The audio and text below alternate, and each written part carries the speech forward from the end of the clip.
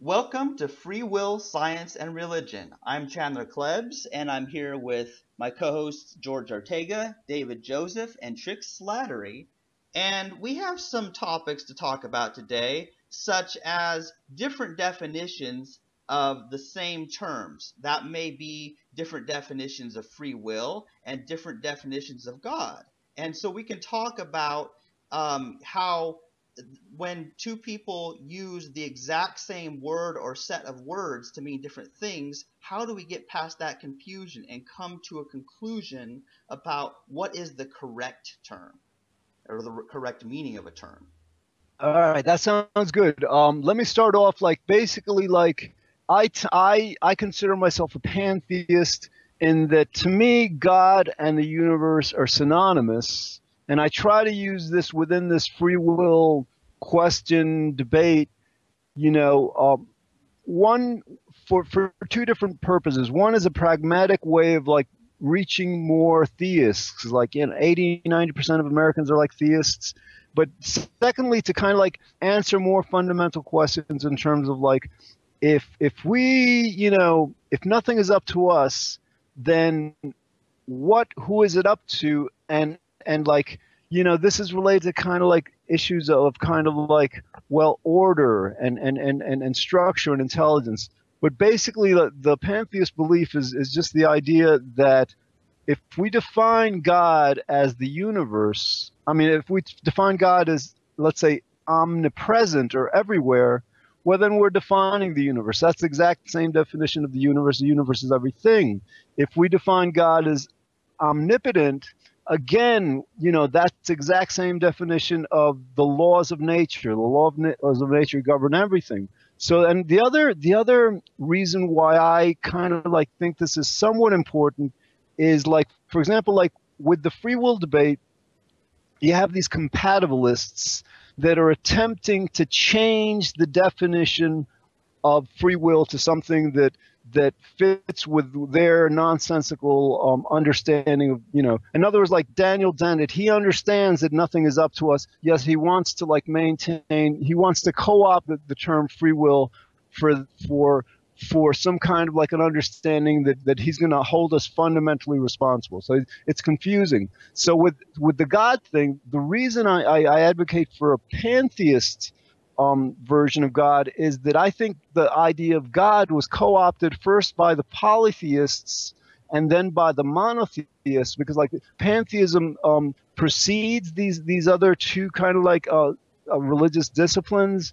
So in other words, just as we would want to fight for kind of the right and proper definition of free will, the idea of seeing the universe and God as synonymous is a similar attempt to not allow monotheism, Judaism, Christianity, Islam to co-opt God, to change the meaning of God from what it originally meant and from what makes sense, what seems to be validated by reason. Well, George, I'm really glad you said that because here's the deal. It looks like from your view, pantheism was the original, the more historical, way back there definition, and then you feel like it's been corrupted by these polytheists and monotheists who have changed it from what it was originally meant to be. Exactly. For example, one of the definitions that they now use for God is all good. I don't think that was an original conception of God, and that's a clear conflict. In other words, we see things around us, we understand that we do a lot of evil, we know we don't have a free will.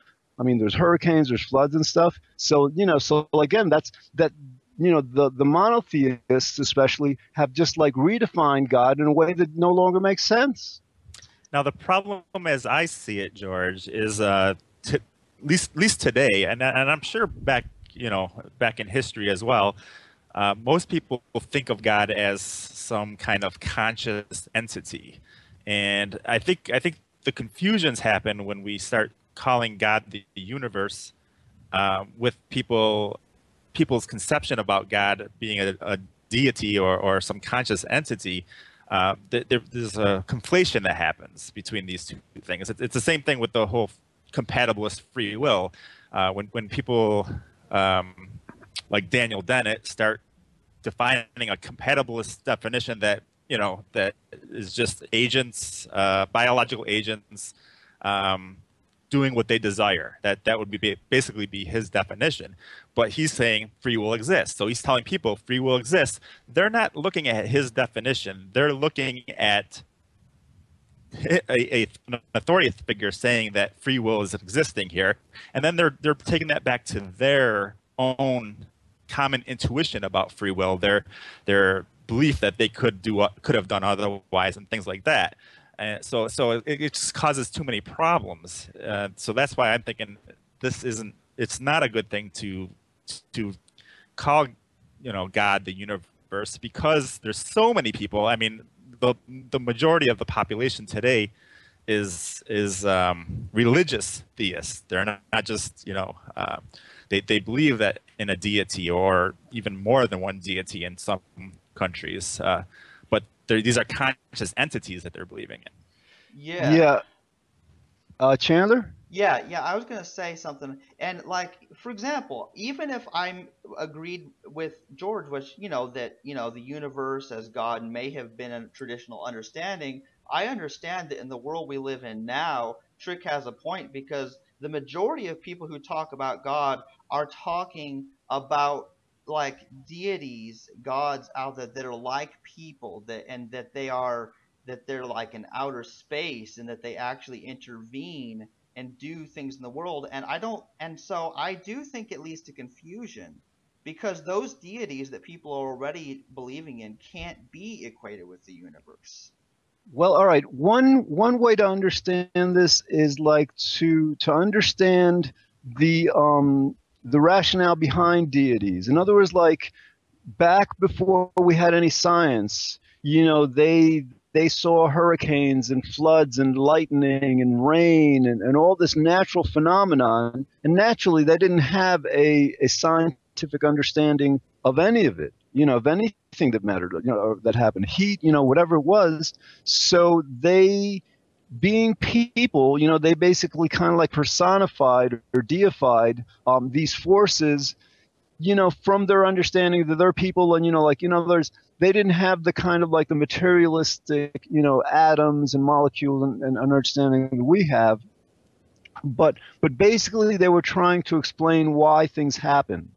So I think that's still, I think, one of the reasons why people gravitate to religion, in the sense that it explains the reality, not from an immaterial, or not from a thing, quote unquote, thing based understanding, but something that connects them as people more with what happens. Again, I think like one of the reasons why I sometimes push the God of the universe pantheistic view, and God is like in control of everything, is because I just think from a pragmatic perspective, it's easier to pull people away from thinking that things are up to the things are not up to us, and things are actually up to God, than to pull them completely from their belief system in God. I think that like going in steps. In other words, I think the belief in God is it has been perverted. It has been perverted by religion. For example, like an original belief in God wouldn't have a belief in hell. That like if you believe in God and then some people don't, then you're not condemned to hell. So like just again, it's just another matter of kind of like appealing to where people are, and again defending a proper understanding of God, against people who, like with the free will debate, would try to change that definition so that it no longer makes sense. Yeah, there's something interesting. There's a big crisis going on in this world, and here's what I mean. This is something, a lot of what happens is the majority of people believe in both free will, but they also believe in a God who's supposedly all powerful and controls things. And see, here's what happens. If a free will believer in God stops believing in God, then they think, oh, it's all up to humans. Humans are responsible. We're in control of our destiny because there's no God. And then another thing, if it happens in the reverse, where someone quits believing in free will and they believe it's all up to God, well, then it's what I think that does is that almost causes them to become fatalist, as if their actions really don't make a difference. And I mean, I view both the view in, like the monotheistic God that I grew up with, um, and free will to both be false. And I think it's really hard for people to get to that place. So, do you think it's better to get rid of the free will belief before getting rid of the belief in God? I think not so much that it's quote unquote better, but I think it's more doable. I think that it's, from a practical standpoint, I think we have a much better chance of doing that more quickly than pulling people from their belief in God. Oh, yeah, I think you're right, because it's more practical to do that, because just because it's easier, I think, to understand why free will is an illusion. I think they're pretty close to be honest. I think in practical terms of the ability to be able to get somebody to side with the disbelief in free will or to side with the disbelief in God. I think those are they're not insurmountable in that some of them, one isn't easier than the other. I wouldn't say, especially given the fact that even when we remove the belief in God, and a lot of people, they still hold on to this free will belief. This is evidentiary. No, I agree, Trick. Yeah, the both are like extremely difficult. Yeah, it's hard. I mean, some people it might be easier to remove the God belief before removing the free will belief, and vice versa. Some people, it might be easier to remove the free will belief before the God belief. So it's kind of playing to both ends of that type of thing. That's an excellent point. That's an excellent point, and there's no reason why we shouldn't be approaching both strategies. Yeah. Now, to me, so for someone like me, being secular, being someone that doesn't believe in a deity or any type of God, even the pantheist sort, that I think that because it's based on rationality, that to me leads to these other things such as the disbelief in free will. In fact, I actually disbelieved in God prior to the belief in free will. So the free will thing came along after I was more of an atheist. Right. Trick, yeah. I think the reason you don't believe in God is the same reason that Chandler doesn't, that I don't believe in the conventional God, is because it doesn't make sense. In other words, I think the theism that atheists generally very rightly oppose is a theism that isn't based on reason. It's simply based on some guy, a few thousand years ago said, this is the way it is, this is the way it will forever be, and there's no changing it. And so that theism, that belief in God, is, I think, the source of so much of the harm that theism does. So what I'm trying to do with pantheism is listen, if we're gonna if we're going to believe in God, let's believe in God not from a faith-based perspective, but from a reason-based perspective. And that means and that's not going to be easy for people, because in other words, my belief in God is fine.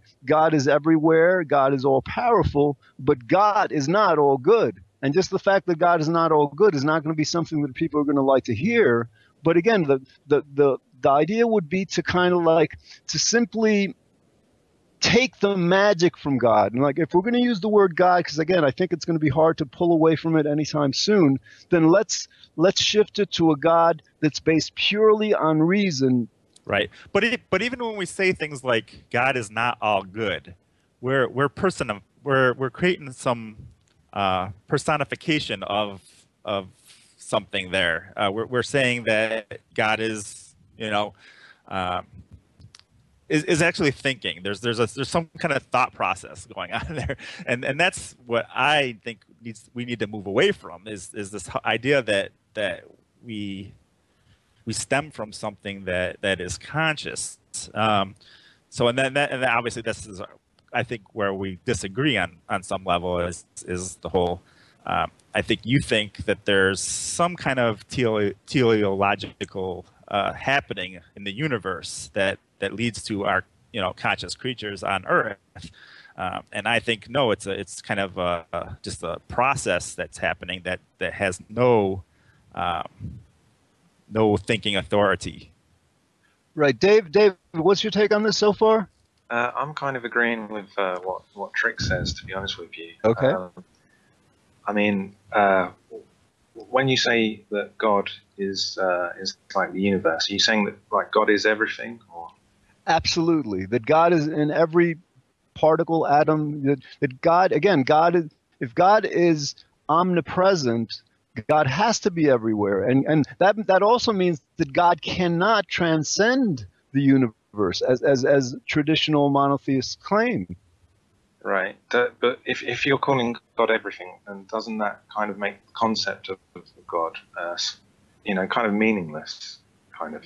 Well, I mean, basically, I'm not defining God as the creator, because like the idea of like whether creation transcends logic. In other words, a point where like everything began, our minds would say, well, there must have been something before that. So basically, though, when we define God as omnipotent, then that refers to the laws of nature. In other words, like there's not a place, I think, in the universe where gravity doesn't govern, or where the four fundamental forces don't govern.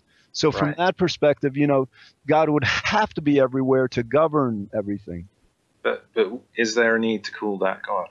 Could you not just refer to it as nature or some other kind of law of the universe? David, I would very much prefer, to have it be that way, right? But like,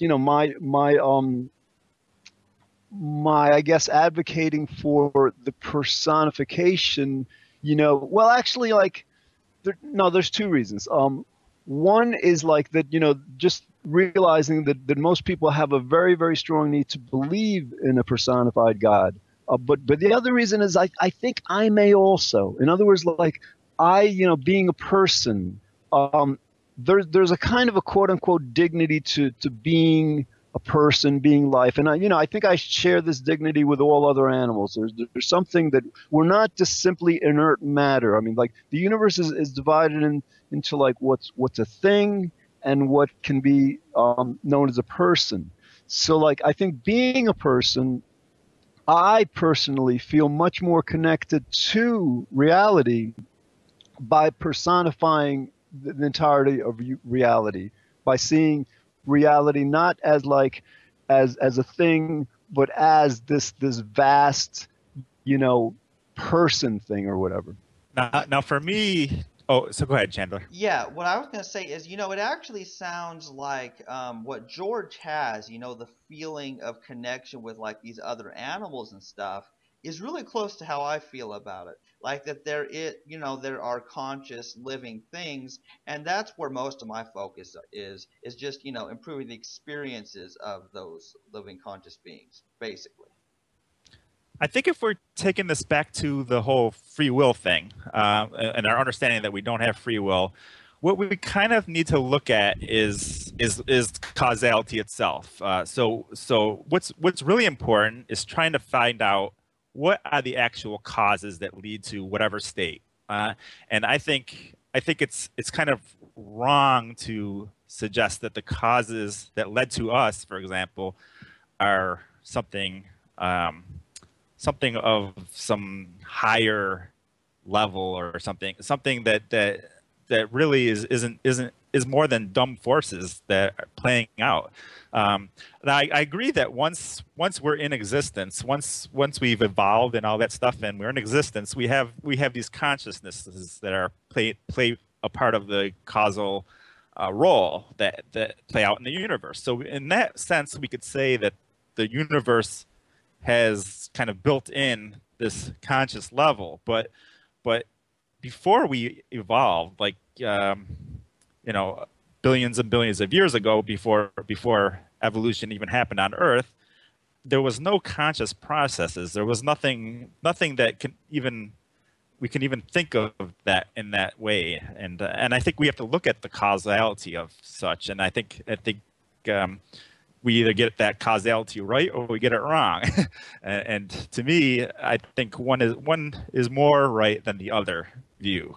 Yeah, Trick, I've actually done at least an episode or two on like defining God as causality, basically like describing the causality that governs us, because like, just from a reason standpoint. But yeah, in terms of like the consciousness aspect of the universe, one way, I think there's two ways of approaching this. One is like, are we anthropocentrizing consciousness? In other words, like, for example, like we define ourselves as intelligent because we can create computers and we can build buildings and all.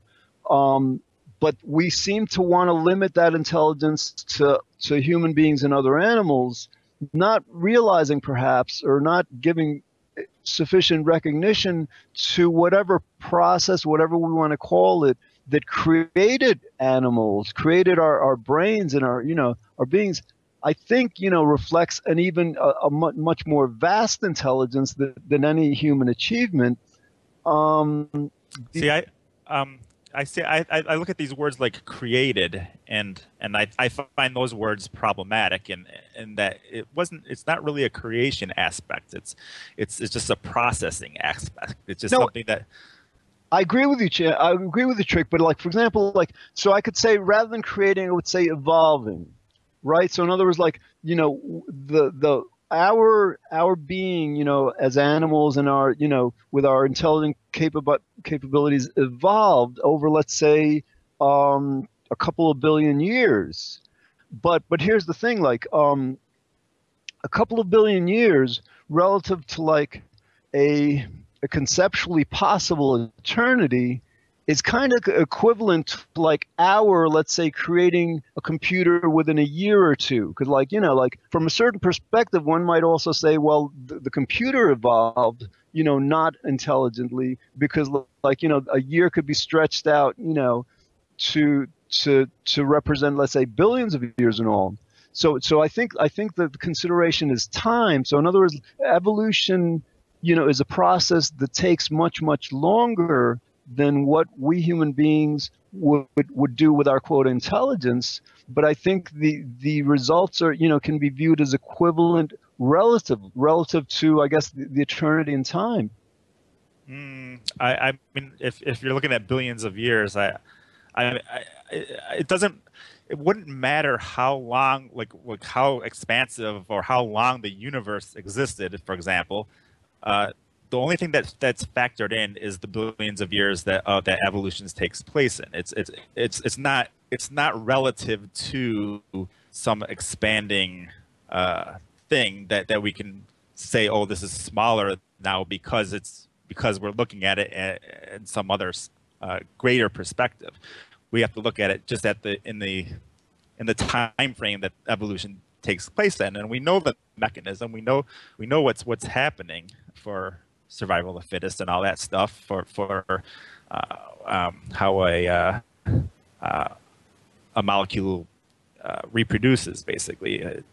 So right. Well, all right. So like, I mean, like, then we have to kind of like we have to agree on what's the criteria for an intelligent act, because like under certain perspective, like the multitude of mechanisms that nature has evolved to ensure the survival of a multitude of species, from camouflage to replication to, there's so many different kinds of mechanisms that are directly involved in the process of survival.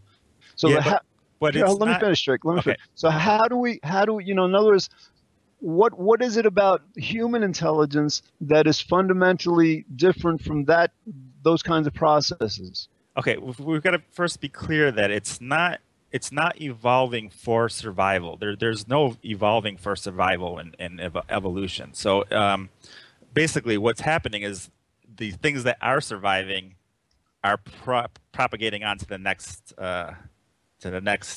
generation.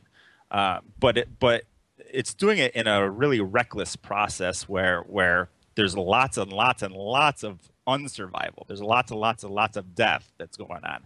So it's not like we're saying that things are just evolving to be like survival mechanisms. They're evolving because the survival mechanisms happen to be the things that carry on to the next level. Because that's the thing that leads to the creature to be able to procreate to the next level. It's just all process. It has nothing to do with actual survival. The survival just happens to be the outcome of it. But Trick, couldn't we use that same rationale toward human experimentation, scientific experimentation? For example, before developing some kind of a cure for something, a medical scientist did 1,000 or 2,000 different tests. So in other words, like, it was a vastly mistaken process, just like you're saying with evolution, but it results in a certain, success. So, I mean, like, isn't the most scientific perspective on evolution that we have no evidence that it's, I mean, the same kind of evidence we have that our scientific exploration is an intelligent act, because like it results with certain conclusions or outcomes. That's the evidence we seem to have for evolution. But like, it seems like that to assert that it either is a purposeful or an unpurposeful act, I'm not sure we have evidence for that. In other words, the other part of this, for example, like, in terms of like seeking out the evidence for evolution being a purposeful act, one thing we have to recognize is that, like, let's say we were in a room and there's like boxes everywhere in a room. We're looking for a set of keys under a box. Okay, but let's say, we look in only 4% of the room, under like 4% of the boxes, and we conclude, no, the keys aren't there. I think that we can conclude that wouldn't be a justification for concluding it's not there. So again, like with evolution, because we are, as human beings, only, even with our most advanced technology, aware of only 4% of the universe, the known universe, I'm not sure we can like definitively claim to, for certain things, and again, to claim that something either is intelligent or processed or not, make that assertion based on just an exploration of 4% of reality. Yeah, but then I mean, if you're talking about an existence claim, for example, that there's some conscious process going on, then that kind of holds a ton of burden of proof there.